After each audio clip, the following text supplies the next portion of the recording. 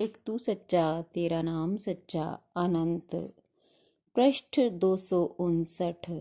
सतपुरुष बाबा फुलसंदे वाले कहते हैं, हे पवित्र आत्माओं, इस खूबसूरत जिस्म से पोशाक उठा के देखो।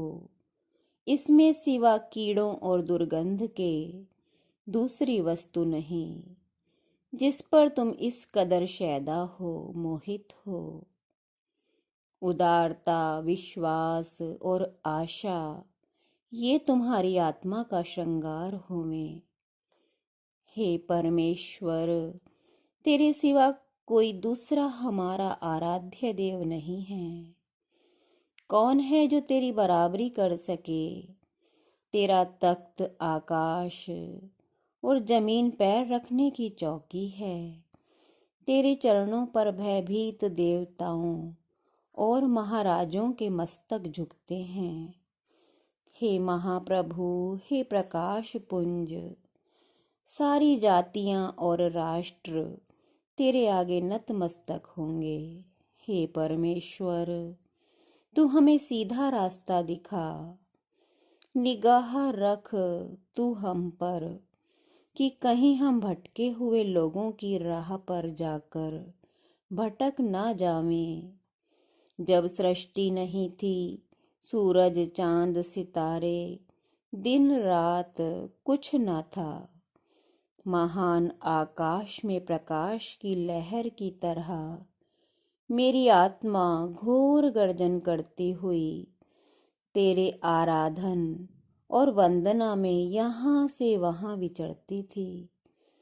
युगों तक नतमस्तक हुए उस लहर ने उस शून्य में तेरी आराधना की। हे परमेश्वर, एक दिन मैं तेरी अर्चना में दीप की ज्योति की तरह बलता था और ना जाने कब तक बलता रहा।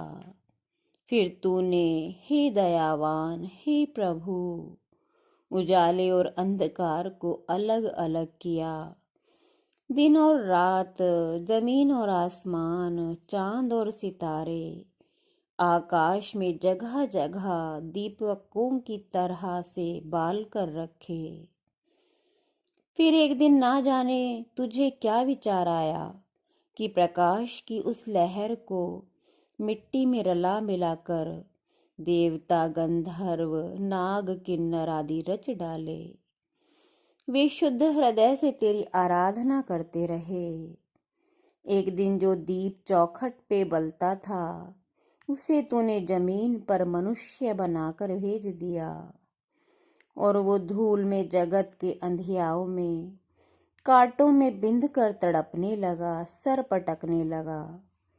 फिर एक दिन वो ही सीखने लगा ज्ञान और ढूंढता रहा तेरा रास्ता। आकाश के तले अकेला दुखी मन से देखता था तेरी तरफ, किंतु तू व्यस्त था अपनी महिमा में, शून्य के महागर्जन में या अनहद में। मृत्यु आई, मिट्टी के दीवले से ज्योति अलग होकर आकाश में उड़ गई। दीवला गंगा के किनारे लहरों के निकट पड़ा रह गया। आकाशचारी देवताओं ने उस ज्योति को अपने हाथों पर रखा, आँखों से, होठों से लगाया, मस्तक से लगाया। तुम्हारी ज्योति थी, सो तुम्हें नमन किया।